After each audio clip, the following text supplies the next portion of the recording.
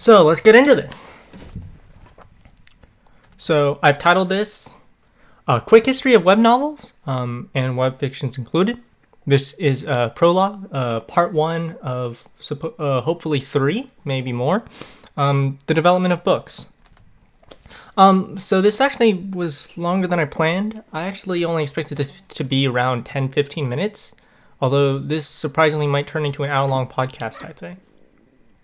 If you guys are looking for more of the online stuff, I suggest you go to part 2 and part 3. There's a reason why I call this the prologue, because there's a lot of background information. So let's get into this. So, look at this. Recognize some of them? So on screen should be a photo of a couple of books, some of my favorite books that I really enjoy, most of which I've also read as well. So I'm just gonna really quickly introduce them to you guys. So on the left is the Bartimaeus Trilogy by Jonathan Stroud. The book is called The Amulet of Smockland or Samarkand. A quick side note: my pronunciations aren't entirely accurate or done in the correct way. I generally pronounce them the way I read them in my head. So if you guys would prefer I pronounce it properly, then leave a comment or something. But anyway, The Amulet of Smockland is a great book. The Bartimaeus Trilogy, in my opinion, is a great series on mythology. It's one of my favorite mythology series of all time. Like, I know Rick Riordan, he's a great writer, and he's really got that market cornered from Greek, Norse, and Egyptian, as well I think his own called Beyonders. But I really, really like Jonathan Stroud's take on Middle Eastern mythology and on how he built the world of demons, jinns, goes into a little bit of Ptolemy and a lot of the Middle Eastern influences and cultures, Ring of Solomon and whatnot. And I thought the way he wrote the relationships and the world that he built is just quite amazing, and I really enjoyed that book. So yeah, if you're interested, do give that book a read. And then next is Gordon Corman's Twinkie Squad. Gordon Corman is a hilarious comedy writer. He's more recently known for his series on Swindle, but he also wrote the series Something's Happening at McDonald Hall and other assorted books. My favorite independent or standalone book is this one on screen, which is the Twinkie Squad. Twinkie Squad is a hilarious book. I really enjoyed it. I'm really trying not to give any spoilers, so I'm basically like going into the backgrounds of the authors themselves. But it's a hilarious book. I still read it to this day, and it makes me laugh out loud. I could definitely get into a lot of the summaries of it, but I fear spoiling the experience of reading such a book. And then next up on the list is, in my opinion, one of the literary giants and one of the greats, one of the great writers. It's Andrew Clements. Andrew Clements is an amazing children's author. If you haven't read Andrew Clements, because since Andrew Clements is maybe not necessarily from a bygone era, but his books and his writing is just from an era that's not really around anymore for books, because now you have video games. But Andrew Clements is definitely one of my favorite authors. He's written books like Frindle, School Story, The Landry News. He's written some of the best books I just remember reading as a kid, and whenever he published a book, I would read it. Recently, he's gone in a different direction than I expected, but he's historically he has a very strong background in writing kids books, and I just really love his writing. And my favorite of his is The Last Holiday Concert. It's a great book. If you haven't read it, you should give it a read. And it's a good story. And then lastly, on the very right, is one of the most inspirational and one of my favorite books. Not necessarily from a business or economic interests, which is generally the stuff I read, because I enjoy engaging financial plots. But from a dreamer's perspective, I really like the youthfulness and the joie de vivre of childhood, like the frivolousness. Maybe not frivolous is the right word, but there's just a sense of freedom in his writing. It's Frank Cottrell Boyce's Cosmic. And my lord, Cosmic is just a great book. It's nothing like fantastical or as amazing. It doesn't go into like a wondrous world. There's a little bit of fiction, but there's something in the way he writes that just really catches my eye as both a child and as a dreamer. Even his other books, I think the other one he's famous for is Millions, is quite good, but I felt like he really struck it out of the park with Cosmic. I mean, it's nothing like so amazing or special like a lot of the other children's books. Like some of the puzzle books that have recently gone into publishing would be the Gollywhopper games, which is the historical one, and then you have Lemoncellow's Library, and that kind of leads into that mystery genre of the Mysterious Benedict Society. But I felt like Cosmic just has this special flavor to it I've never really seen anywhere else, and it's one of my all-time favorites. So back to the history of books real quickly. So books are really just a medium and a format of stories we write in the modern day, right? And currently, in my opinion, I've seen them fallen slightly out of favor. Not necessarily in publishing or in sales or whatnot, but I'll get into that a little later. But throughout history, this type of book or story format, as we call it, has definitely seen many different forms. So going back to ancient history, some of the most popular books that have survived is going to be religious texts, like the Quran from the Middle East and the Islamic world. On screen are also the Bible, the King James versions, which is one of the most widespread ones with containing both the Old and New Testament. Even more of the religious texts that are also widely distributed would also be Buddhist scriptures and teachings, and a lot of philosophical and educational writing on the topic.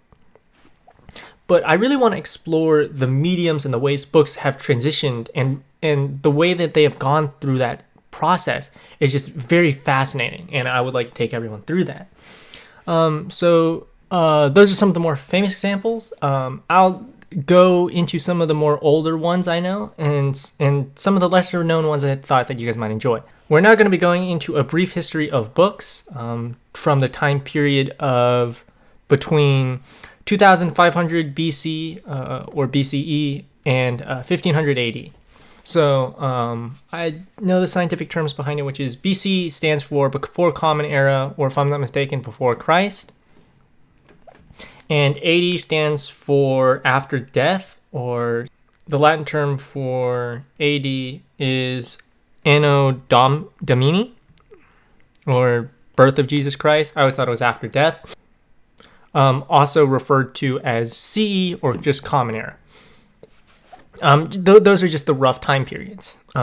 Just a quick disclaimer, the way when we're presenting these, as with most things, are generally not going to be in chronological order, but I do display rough dates pulled from questionable sources, or at least academically questionable sources like Wikipedia.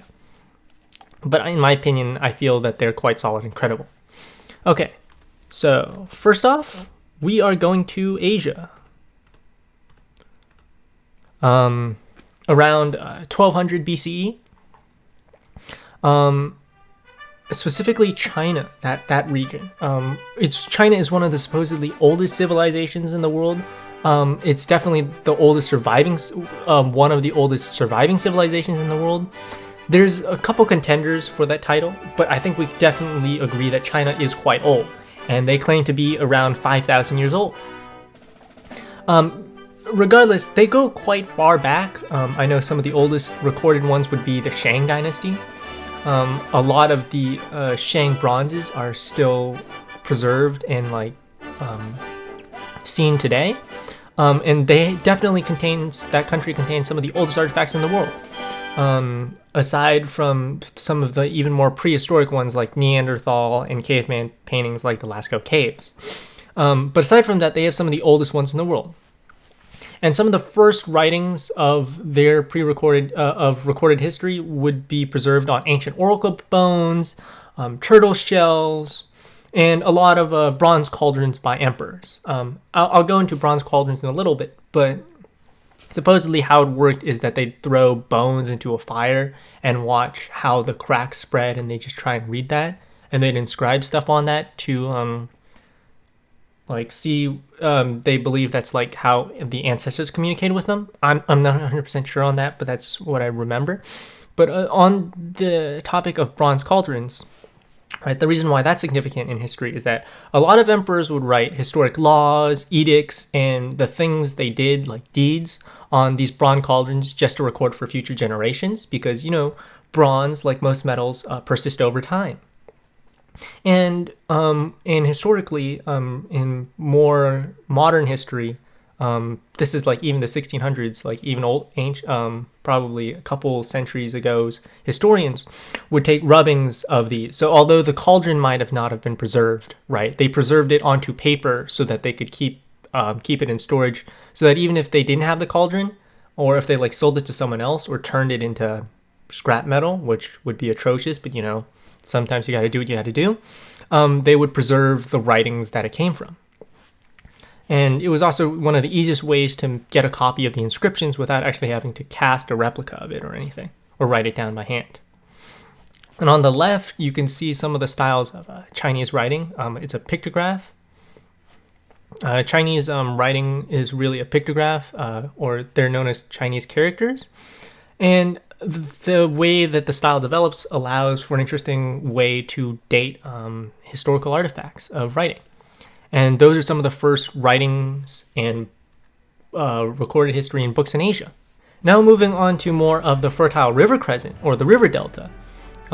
Near Saudi Arabia, the Middle East, that region, the Arabic Peninsula, which is one of the cradles of civilization, which is how it's known in world history, we get what you're looking at is going to be a Sumerian cuneiform tablet.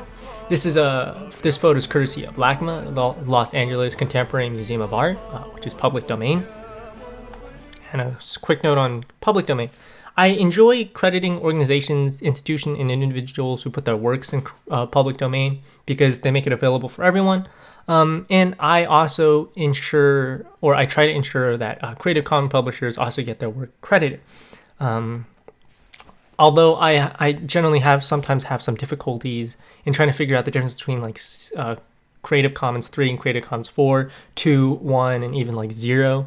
So the reason why I credit public domain authors is because I'm just more familiar with it, to be honest with you. So apologies to Creative Commons people, because I know you guys are quite generous instead of putting it behind a paywall or something. With that out of the way, around 1840 BCE, this is where you get the cuneiform tablet. I can get into a little bit of the writing system thanks to a video by Extra Credit History on the Extra Credits History channel on writing. The way they write is that they write the symbols or notches or whatever or tallies on the tablet, and then they supposedly rotate it sideways to read it, so it's a little bit confusing, but they have like an advanced writing system. But these writings contain a lot of tallies and markings, some very simplistic, and I think they're considered pictographs as well, because that's like some of the oldest ways to record stuff. And most of it just recorded basic stuff like taxes, grain collection, and other really mundane data that they'd want to put on tablets to record. And some of those are preserved to this day, and which can be seen in various museums. And to the right is a supposed alphabet. Those types of things are going to be coming from questionable sources, as I mentioned before, like Wikipedia. But I'm just trying to give people a general idea of what it looks like. Then moving on to around 1100 BCE, you get to Egyptian hieroglyphics, which is some of the more recognizable ones. To be honest, I recall Egyptian hieroglyphics being even older, though I could definitely be wrong, as there are definitely many eras of the Egyptian kingdom, the Middle Ages, and whatnot. But Egyptian hieroglyphics are some of the most recognizable and most famous around the world. They're definitely some of the most famous pictographs and styles of writings from ancient history, at least. They're even on the world-famous Rosetta Stone, which helped to really decipher the language of hieroglyphics from Greek. A lot of linguists and language historians really put a lot of work into deciphering hieroglyphics. Yeah, so I think around that time is around the middle or around the golden age of Egyptian history, like Khufu and a lot of the builders and whatnot. One Upper and Lower Egypt were united. I'm not 200% sure on the history. I'm just trying to give a quick history on this. Some of the more famous Egyptian characters, just getting into it, is Thoth, which is the ibis-headed person, bird-headed guy, but he has a long beak, kind of like a crane or something. And then the short-beaked bird-headed guy, which is supposed to be a falcon, representing the god Horus. So Thoth is the god of wisdom, and I'm not 100% sure what Horus is. There's also a couple famous ones with like a guy with a mason jar over his head, a couple of snakes, cats. I think even the cat-headed person is Bastet. Other characters would also be Osiris, the Eye of Ra, and the Anket. As I said, those are just some basic characters. And in the interest of time, I don't really have sources below, so take all of these things with a grain of salt. This is just a brief overview. So there are pictographs. They also use pictographs for characters. They call them hieroglyphics, and the Chinese, they call their pictographs Chinese characters. And then moving on, we're going on to 1200 BCE. We're going to look at Hebrew, I think is what it's supposed to be called. Hebrew writing is, I think, one of the older types of writing that comes to mind that survives and is still around. I'm not 100% sure on the history of Israelites, Hebrews, the Jewish, and like their relationship. Although I've had like passing encounters and influences, from the Bible, religion, Catholicism, and all that stuff. So one of the most famous texts originating from there would probably be the Bible, right? Because, a lot of the stories would be Moses, Abraham, and on screen is the Ten Commandments, supposedly in Hebrew. I can't read it, so of course I'm not 100% sure. But you can also see their cultural influences on the dreidel as well. Hebrew has survived for quite a while onto other things I will get into a little later. Like the Dead Sea Scrolls, which is around like 600 to 400 BC. I'll get into that a little more. Which is used as reference for the passage of the Bible and whatnot. But moving on, some of the older mediums in comparison would be stone carving. Some of the most famous historical and artistic pieces would be like steels. And I think the most famous of the bunch would be the Hammurabi's Code, which is also engraved on a steel. So the Hammurabi's Code is from the Assyrian Empire, if I'm not mistaken. And a lot of the mason or like stone workers, carvers, and sculptors would use stone carvings in a similar way to Chinese bronzes, which is they'd inscribe their laws on it and their edicts on it. And on this photo is the stele of the Hammurabi's Code of Laws located somewhere in a French museum. This is called a stele, like an upright stone. And on top is a high relief sculpture. If I recommend you take AP Art History if you want to know more about that.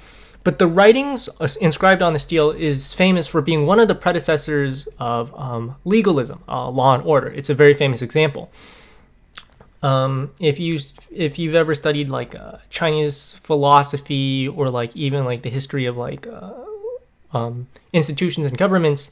Some of you might be familiar with maybe not the 300 schools of thought in China, and forgive me if it's not from that period. I don't think it is, but the three main philosophies of China that a lot of people studied would be legalism, which is what the first emperor Qin Shi Huang used, the first Chinese emperor. Another figure would be Confucianism, and coming from Confucius, or also known in Chinese as Kung Fu Zi. He wrote the Analects, I think. And the older version would be Tao, as in Tao, more recently known as Dao, D-A-O, I think. That's how it goes. Or also known in Chinese as the Wei, or in the Tao Te Ching. But we're going to be focusing on legalism because of the way Hammurabi's Code did laws. So with this Hammurabi's Code, it allowed historians to figure out that there was a unified government structure, and the Akkadian Empire, Assyrian Empire, did have a sense of government. Previously and historically, there would be ziggurats. I think there's the White Rock Temple, or that could be a different Islamic one. There's a ziggurat There's a lot of ziggurats in that fertile desert Crescent area. But previously, ziggurats would be churches, religious temples, and the main city centered, because they would perform religious ceremonies over there, and they'd also do a lot of grain storage. So a lot of religious figures and theology and theocracy would actually happen at ziggurats, and so that progression would go into empires. So yeah, Hammurabi's Code, as I mentioned before, is one of the more historical examples of legalism, because it has one of the oldest laws that is very similar to the Golden Rule, which is an eye for an eye, right? If a house falls, if a builder that constructs a house kills like your son or something, then the builder's life is forfeit because he did shoddy work, and the fault lies on him for not building it properly. It's like where you get the origin of like if you kill a slave, you have to compensate, and an eye for an eye type thing, right?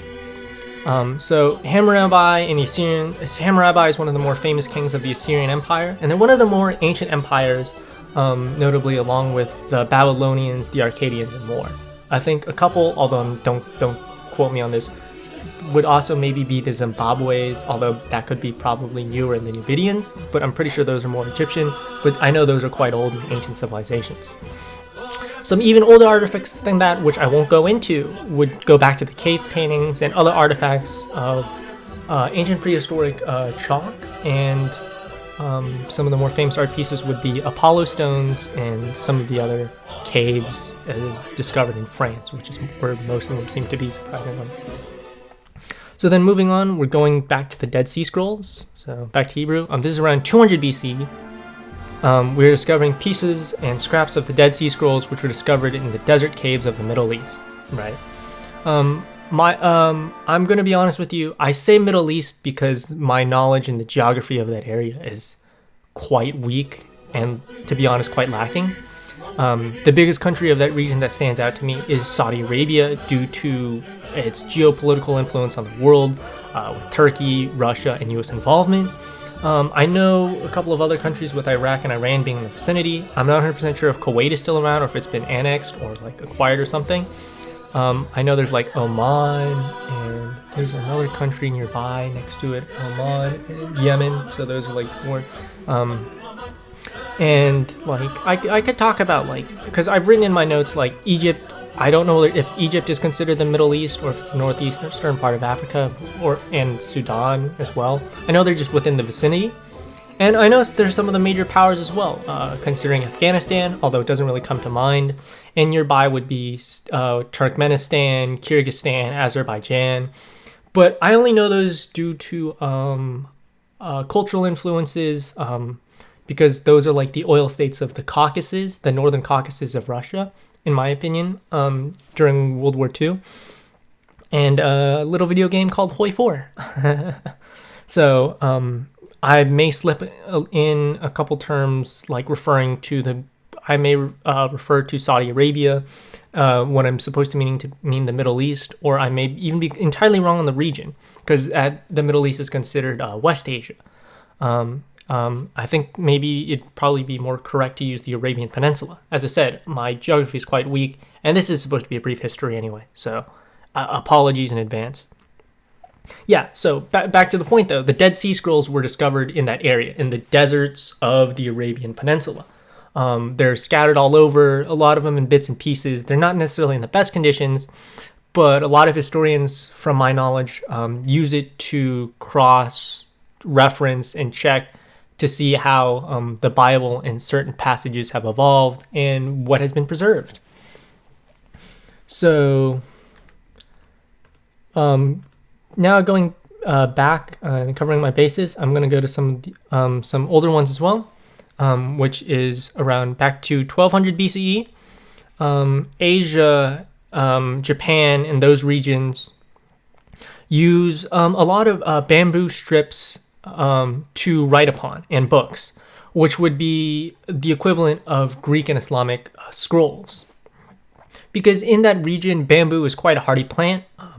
From what I've heard, they're quite annoying to grow, prevalent, they spread quite fast, they're hardy. They last long and they aren't eaten by bugs, from my knowledge. I know if they get damp, bugs can eat anything, but I think they were just easy to preserve. And they aren't too labor intensive to create, I believe.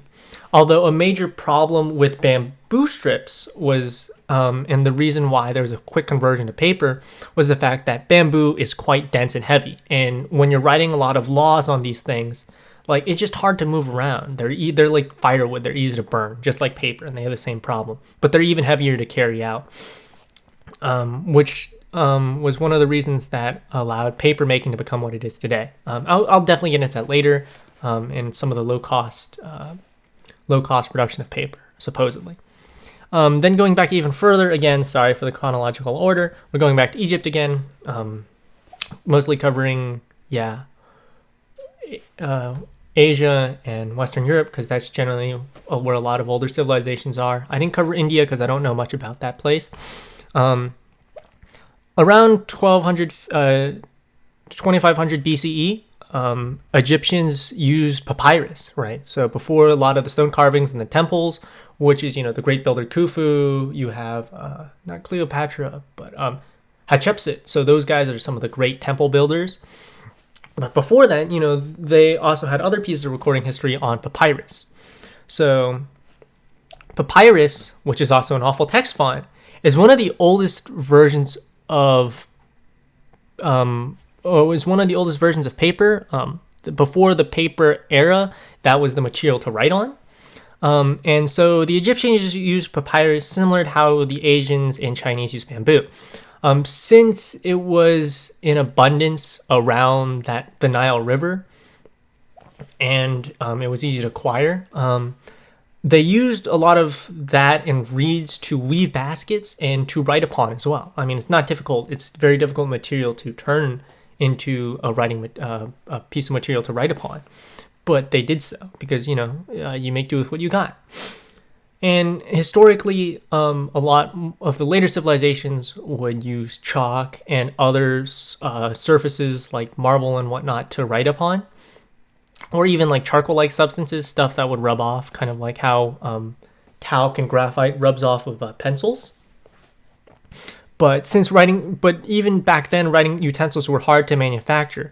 And so a lot of these writing systems would be considered a high-level bureaucratic job, similar to their job would be similar to a secretary or historian of the modern day.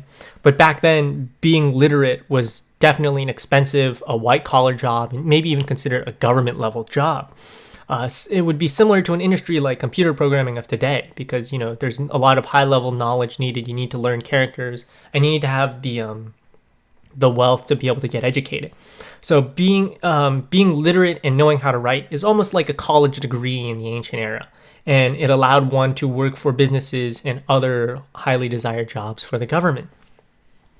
Okay, so that's enough about Egypt. We'll go back to China. I know a lot of Asia and West Asia centric history. Apologize on that.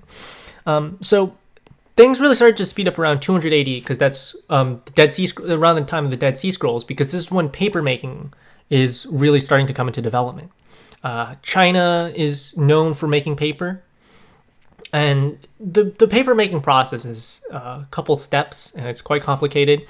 They took a lot of pulps, fibers, and other scraps like hemp and cloth to turn it into paper. How the process works, I don't know. I know those are the materials they used, but I don't know in what ratios.